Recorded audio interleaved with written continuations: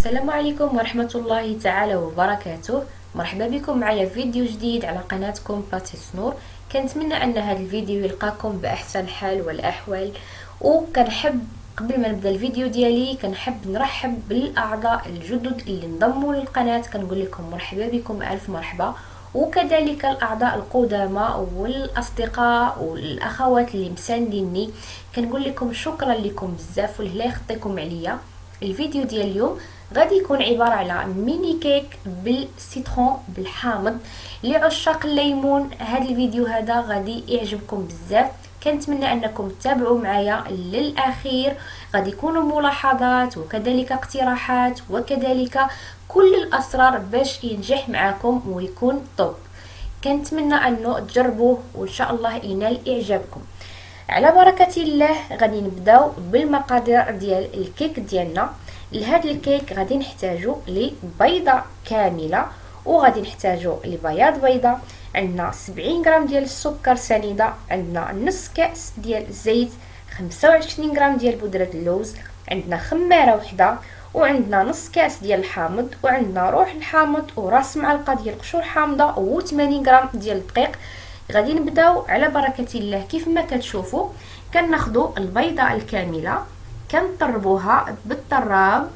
هنا ممكن لكم تستخدموا المولينكس بالنسبة اللي ما عندوش هاد الطراب هذا، يعني ضروري اننا كنطربوا البيضة الكاملة بالطراب حتى كيبيض لنا الخليط وكيبدا كيعقد. كيف ما كتشوفوا في هذه الاثناء الخليط ها هو راه بدا كيبيض. كنضيفوا السكر سنيده وكنستمروا بالتحريك.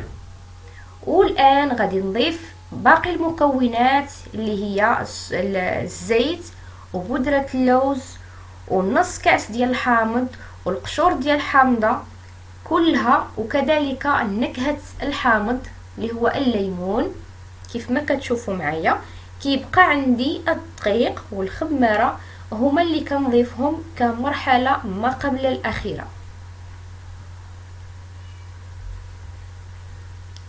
هنا كنذكر انا كنخدم بالطراب الكهربائي، ممكن لكم تخدموا في هذه المرحله بالمولينكس. في هذه المرحله فانا كنضيف الخماره للدقيق وكنضيف الدقيق. وهذه المرحله هذه ما كنخدموش بالباتور، كنحاولوا اننا كنضيفوا الدقيق وكنخلطوا بالفوي او بالسباتول اللي متوفر عندكم. فانا غادي نضيف هذيك 80 غرام ديال الدقيق. كيف ما كتشوفوا معايا البنات فانا هنا ضفت 80 غرام ديال الدقيق. غادي نكمل باقي الكميه ديال الدقيق بالتدريج.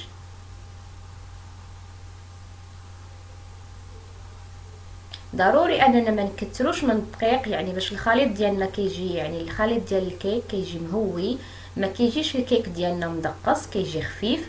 فهنا انا غادي نكمل 80 غرام اللي عندي ديال الدقيق كيف ما كتشوفوا امامكم، وغادي نحتفظ بالخليط جانبا ونمروا للبياض بيضه. كيف ما ذكرت لكم سابقا فاحنا عندنا بيضه كامله زائد بياض بيضه. فالبياض البيضه اللي احنا مازال ما استخدمناه غادي نمروا الان باش نطلعوا هذاك البياض البيضه مع نص الكميه ديال السكر. فاحنا عندنا 70 غرام ديال السكر في الخليط ككل، قسمناها للنصف. النصف الاول فاحنا خضيناه وطربناه مع البيضه كامله، والنصف الثاني احتفظنا به باش نطربوه مع بياض البيضه باش كنحصلوا على مورينغ كيف ما كتشوفوا واقفه.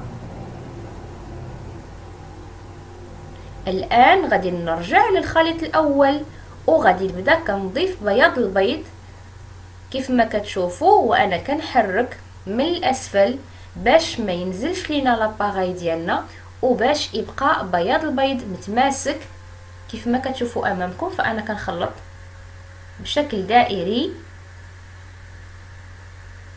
من الاسفل للفوق بهذه الطريقه هذه، ما نبالغوش في الخلط باش يبقى لينا الخليط ديالنا مهوي ويجينا الكيك من بعد ما يطيب يعني مهوي وماشي مدقص. هنا غادي نحتفظ بالخليط في البوش، وغادي نمروا للقوالب. غادي ندهنهم كيف ما العاده بالزبده ونرشهم بالدقيق، ونوضع الكميه اللي غادي تشوفوا امامكم. فانا ما كنعمرهمش، يعني كنعمر مثلا يعني ثلثين، وكنخلي الثلث باش كيتنفخوا لينا. كيف ما كتشوفوا فهي الطريقه واضحه. الان فانا كملت الكميه اللي عندي. كيف ما كتشوفوا عطاتني هاد زوج ديال ليمول، تقريبا كتعطي 24 حبه. هنا انا صوبت واحد السيرو اللي هو كميه ديال السكر قد الكميه ديال الماء، كندير معاهم قشور حامضه، وكنخليهم كيغلاو حتى كيبدا كيتقال لينا الخليط، وكنسقيو الكيك ديالنا وهو مازال سخون بالخليط وهو بارد.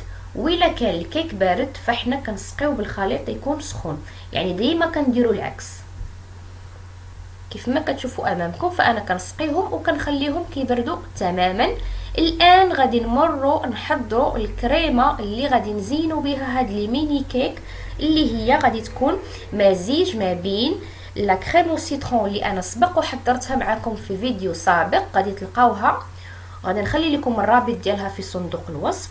وغادي نحتاجوا كذلك كريمه يعني كريمه ديال الفرomاج. بالنسبه للناس اللي عندهم الماسكاربون كيحتفظوا يعني كيخدموا بالماسكاربون بوحدها. اللي ما عندوش الماسكاربون وما توفرتش عنده فممكن ليه يخدم لا كريم، يعني القشده السائله اللي كتباع، ويضيف ليها جوج ديال الكيريات. غادي نعطيكم، كناخذوا 200 غرام ديال لا كريم فريش، كنضيفوا لها 4 ديال الفرماجات ديال كيري، وزوج معالق كبار ديال نيسلي. انا هنا خدمت بنصف الكميه، يعني خدمت ب 100 غرام ديال لا كريم فريش، زائد زوج ديال الفرماجات كيري، زائد معلقه كبيره ديال الحليب المركز المحلى. كنتمنى انه يكون واضح. بالنسبه اللي عنده الماسكاربون غادي يستغنى على هاد الكريمه، يعني يدير المكونات، يعني يدير الماسكاربون بوحدها ويستغنى على هاد الكريمه. لان الماسكاربون عفوا يعني كيكون الثمن ديالو يعني شويه، يعني الا بغيتو الكاليتي راه تيكون مرتفع. فغادي نخدموا هاد الكريمه هادي كيف ما كتشوفوا امامكم. انا خدمت بنصف الكميه اللي هي 100 غرام ديال لا كريم فريش، زوج ديال فرماجات كيري، معلقه كبيره ديال نيسلي. كنطلعوا الكريمه ديالنا وكنضيفوا ليها 200 غرام ديال لا كريم او سيترون. الكريمه اللي سبق وحضرتها معكم في فيديوهات سابقه غادي تلقاوها غادي تلقاوها في الفيديو ديال طارطوليت او سيترون. كناخذوا منها 200 غرام. كنضربوا كل شيء المكونات، يعني كنضيفوا الكريمه للخليط الاول اللي درناه ديال نيسلي والفرماج كيري ولا كريم فريش، كنضيفوا ليه 200 غرام من كريمه الليمون. وكيف ما كتشوفوا الكريمه الليمون ملي كنطربوها راها كتكون خفيفه، فاحنا كندخلوها للمجمد حتى كتعقد لينا شويه كيف ما كتشوفوا امامكم، وكيتقال الخليط باش كنقدروا اننا نديروه في البوش ونتحكموا فيه ونخرجوه بلا ما كيعذبنا بلا ما كيسيح لينا. وهنا فانا كناخذ لي ميني كيك ديالي من بعد ما بردوا تماما، يعني ضروري انهم يكونوا باردين، لان لما كانوش باردين فراه الكريمه كتسيح وما كتبقاش قابطه. وكنزينوهم كيف ما كتشوفوا بهذه الطريقه، يعني كنديروا الكريمه ديالنا في جيب حلواني، وكناخذوا واحد الضويه اللي هي مسننه كيف ما كتشوفوا، وكنزينوا الميني كيك ديالنا. كنتمنى ان يكون هذا الفيديو ديال اليوم واضح كيف ما كنقول لكم. ودابا غادي نزينوهم باللوز ايفيلي اللي انا حمرته في الفرن مسبقا.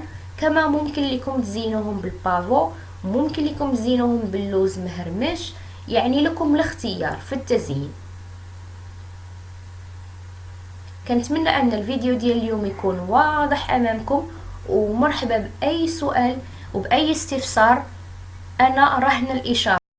وهذا هو الشكل النهائي ديال لي ميني كيك او سيترون ديالنا. الى عجبكم الفيديو ضغطوا على زر اعجاب، لايك، جيم، وما تنسوش كذلك تخليوا لي كومونتير وتشاركوا الفيديو مع الاصدقاء والعائله. اللي مازال ما اشترك في القناه يشترك ويفعل زر الجرس باش تتوصلوا بكل جديد. الى هنا غادي نقول لكم السلام عليكم، دمتم في رعايه الله وحفظه، نتلاقاو في فيديو جديد ان شاء الله، مع السلامه.